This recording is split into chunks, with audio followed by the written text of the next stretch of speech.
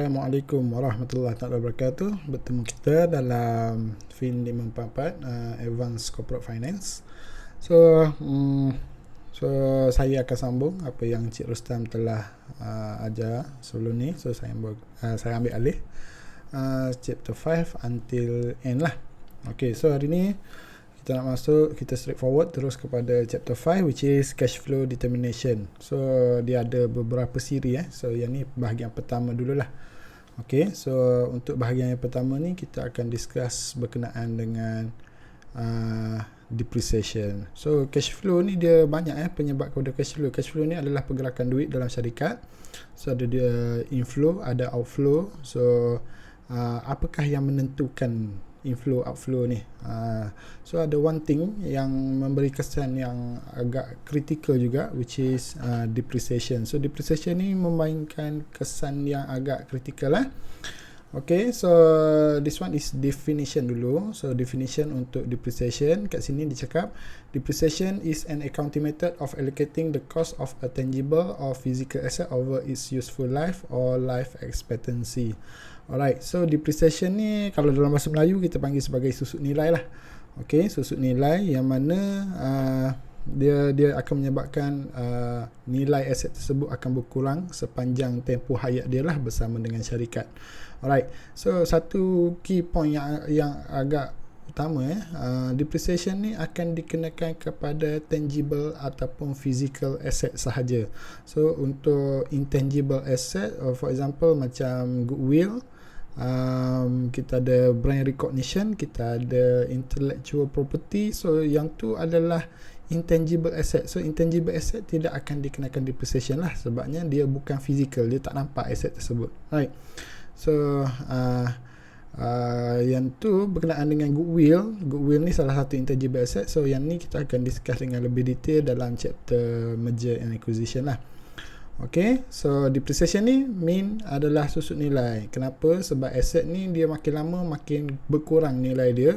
So kita tak boleh hold value yang sama over its useful life lah. Alright. Okay, so yang kedua, depreciation represent how much of an asset value has been used up. Right, so dia makin berkurang sepanjang tempoh hayat dia. And then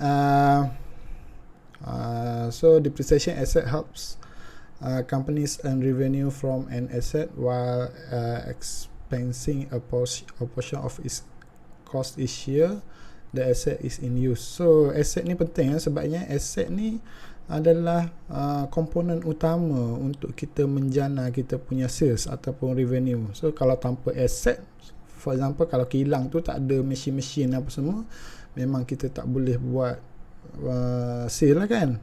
So kena ada.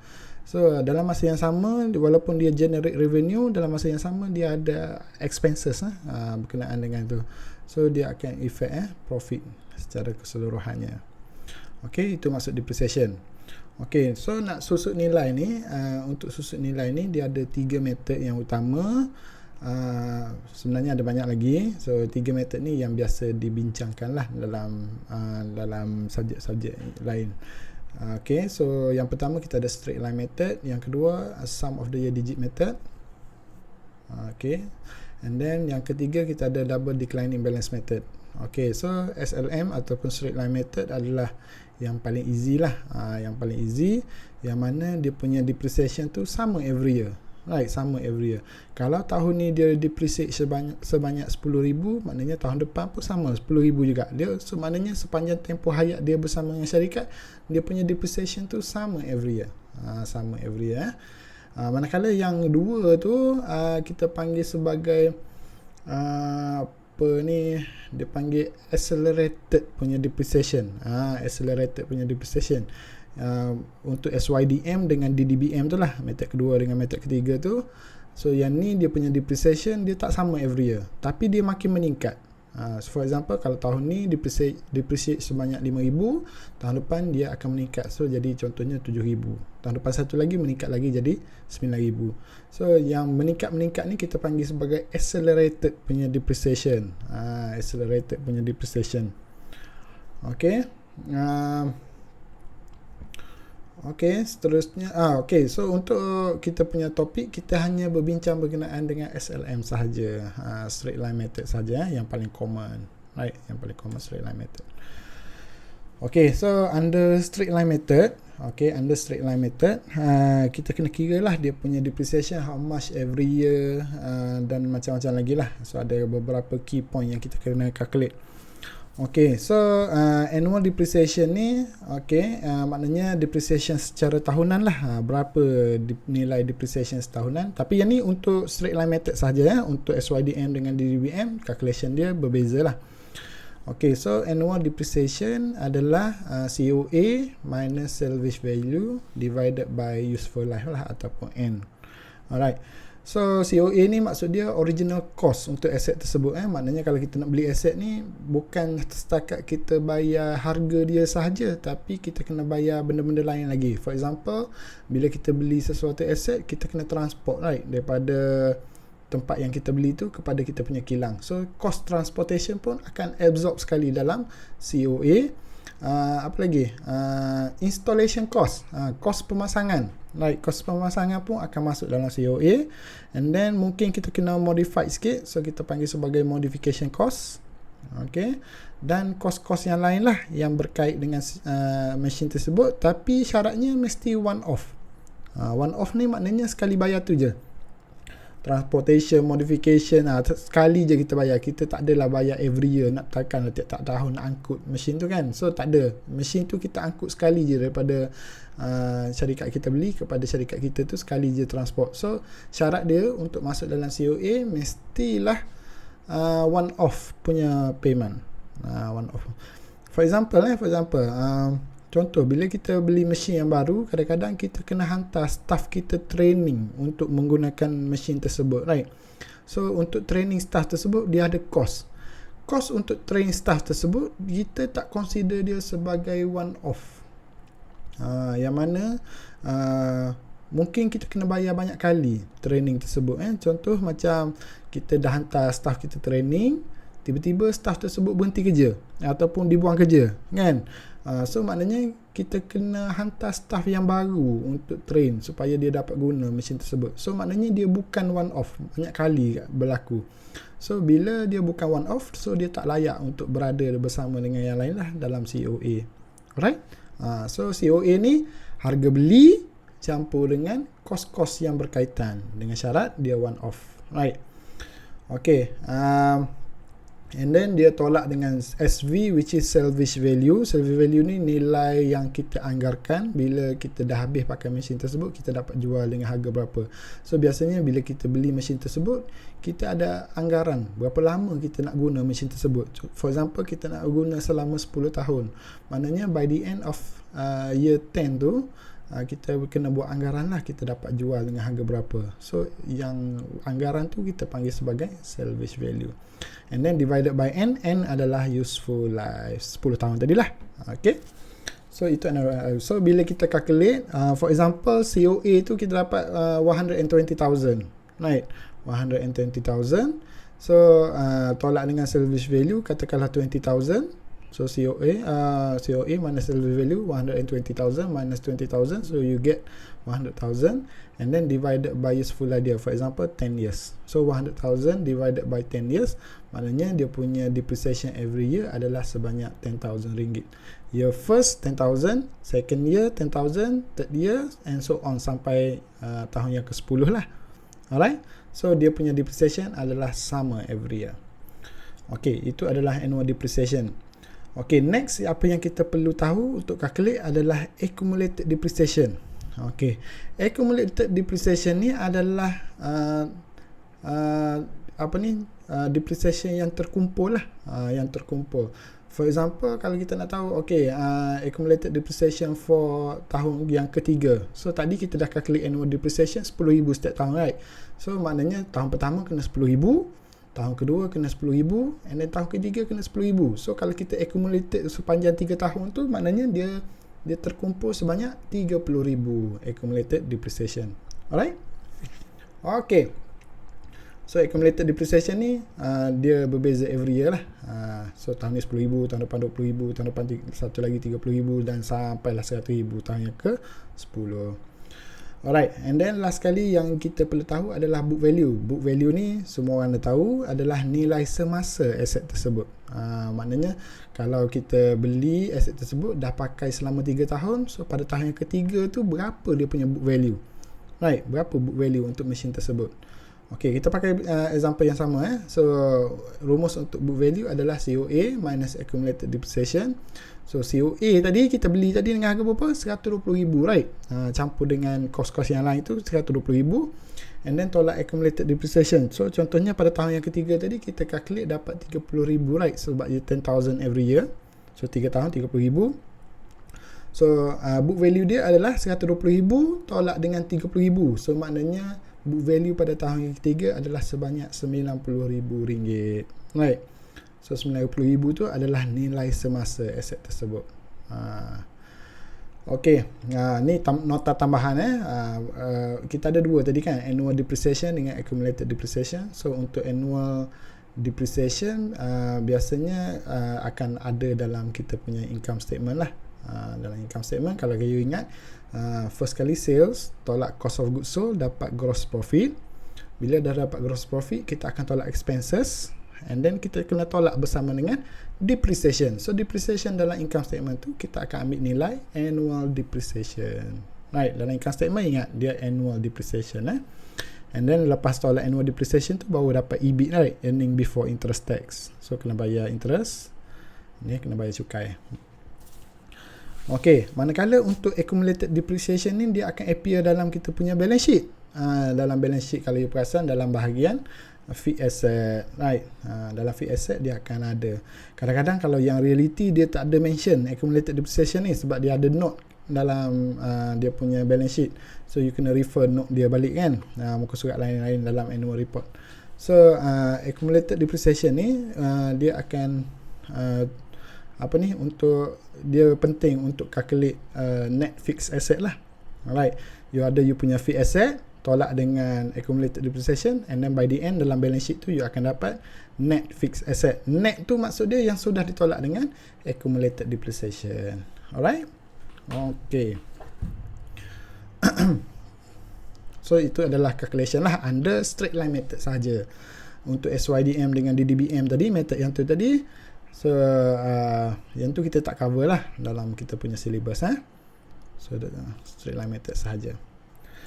Okay, so depreciation and taxation. So depreciation ni akan memberi kesan kepada kita punya cukai. So kalau kita tengok secara logiknya, kalau you belum mahir lagi berkenaan dengan corporate finance, depreciation adalah susut nilai, manakala taxation ni adalah cukai. So kalau kita tengok susut nilai dengan cukai ni dia macam tiada kena mengena kan. Dia tiada kena mengena. Tapi kalau orang yang betul-betul faham dah corporate finance, dia depreciation dengan taxation ni memang dia saling berkait. Memang saling berkait. Kalau manager nak buat keputusan berkenaan dengan depreciation, dia akan consider cukai lah. Berapa cukai yang dia dapat. Okay, so tak apa, saya akan terangkan. Okay, seperti yang saya sebut tadi, depreciation ni adalah dia akan menyebabkan kita punya aset tu makin berkurang nilainya sepanjang hidup dia bersama dengan syarikat lah. Okay, so pengurangan ataupun susut nilai tersebut every year tu, right, kita consider dia, kita tak contohnya harga aset tadi kan, dia susut sebanyak 10,000 every year kan. So 10,000 tu sebenarnya kita tak bayar kepada siapa-siapa pun, just kita mention je aset tersebut nilai dia sudah susut sebanyak 10,000. So dia tu kita tak bayar kepada siapa-siapa pun. That's why depreciation ni kita panggil dia sebagai non-cash expenses. Dia non-cash expenses. Kita consider dia sebagai expenses, tapi kita tak bayar pun kat siapa-siapa. So non-cash expenses. Okay. Okay, so saya ulang balik yang tadi. Kalau kita refer balik income statement, so saya tak buat income statement kat sini, so hopefully you dapat the idea lah. Okay, yang pertama, kalau dalam income statement kita ada sales. kita ada sales, tolak dengan cost of goods sold, kita dapat gross profit. Dah dapat gross profit, kita akan tolak expenses, kita akan tolak dengan depreciation. Okey, kita akan tolak depreciation kat situ. Okey, dah kira depreciation, dah tolak gross profit, tolak dengan expenses, tolak depreciation, kita akan dapat EBIT, earning before interest tax. So kat situ kita kena bayar interest. Jika kita ada berhutang apa-apa, kita kena bayar interest. And then baki tu kita panggil sebagai earning before tax. So earning before tax ni, kalau nilai dia positif, kita kena bayar cukai lah. Okay, so kat situ kita akan kena bayar cukai lah kalau EBT tu positif, right? Okay, bayangkanlah kalau dalam kita punya income statement tu tiada depreciation.